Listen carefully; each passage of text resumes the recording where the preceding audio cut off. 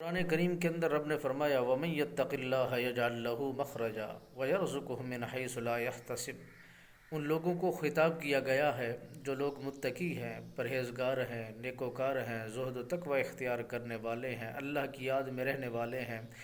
اذکار کرنے والے ہیں، تسبیحات کرنے والے ہیں، نوافل پڑھنے والے ہیں، اپنی زبان کی حفاظت کرنے والے ہیں، اپنی نگاہوں کی حفاظت کرنے والے ہیں، اپنے جملوں کو دراز کرنے سے پہلے غور و فکر کرنے والے ہیں۔ ان سب لوگوں کے لیے مالک بے نیاز نے فرمایا میں انہیں رزق وہاں سے دیتا ہوں جو ان کے دل و دماغ کے اندر گمان ہی نہیں ہوتا، ان کی سوچ میں نہیں ہوتا، ان کے فکر میں نہیں ہوتا،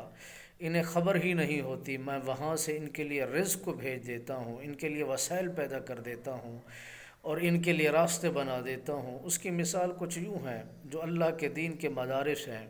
اللہ کے کلام الہی کو بار بار پڑھا جاتا ہے، جہاں میرے نبی سرکار کے فرمان کو زمانے تک اور بچوں کو یاد کرایا جاتا ہے، وہاں پر دیکھا جا سکتا ہے کہ انہیں وہاں سے رزق آتا ہے، وہاں سے ان کے لیے وسائل پیدا کیے جاتے ہیں جہاں سے انہیں گمان نہیں ہوتا۔ اللہ کے مہمان وہاں رہتے ہیں، دین اسلام کو پڑھتے ہیں، دین اسلام کا سبق لیتے ہیں، دین اسلام کی یاد میں رہتے ہیں، اللہ کے اذکار میں رہتے ہیں، نبی سرکار کے فرامین کو یاد کرنے اور لوگوں تک پہنچانے کا وہ سلیقہ اپناتے ہیں، تو مالک بے نیاز ان کے لیے ایسی ایسی جگہوں سے رزق کا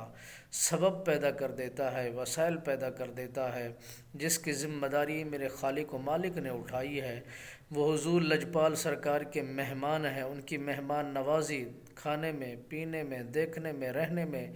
جو کیے جا رہی ہوتی ہے، وہ خدا کے فضل سے ہوتی ہے، خدا کے کرم سے ہوتی ہے۔